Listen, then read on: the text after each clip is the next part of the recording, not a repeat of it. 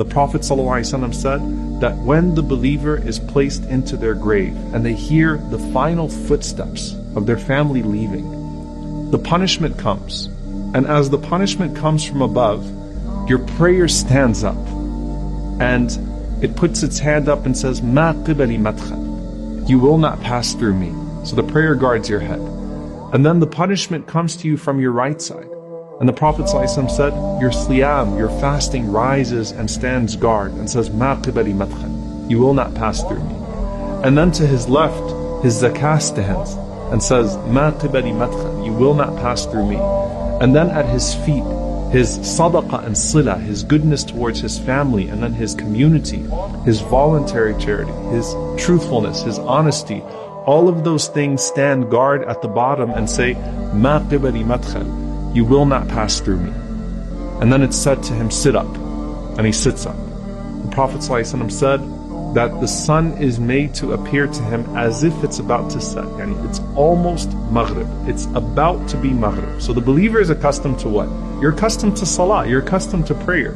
And if you wake up at an odd time, sort of disoriented, the first thing you worry about is, did I miss my prayer? So this person says, "Let me pray." And the angels say, "You'll get to that, but first you have to answer our questions. Man Rabbuk? Who is your Lord? Ma adinuk? What is your religion? Man Nabiyuk? Who is your prophet?" Now the only way you're going to be able to answer who your Lord is if you used to worship Him. And the only way you're going to be able to answer what your religion is if you actually used to practice it. And the only way you're going to be able to answer who your prophet is, sallallahu alaihi wasallam, is if you used to actually follow him. And if you answer right, a voice cries out from the heavens and says, "Sadaqa abdi, my slave has spoken the truth."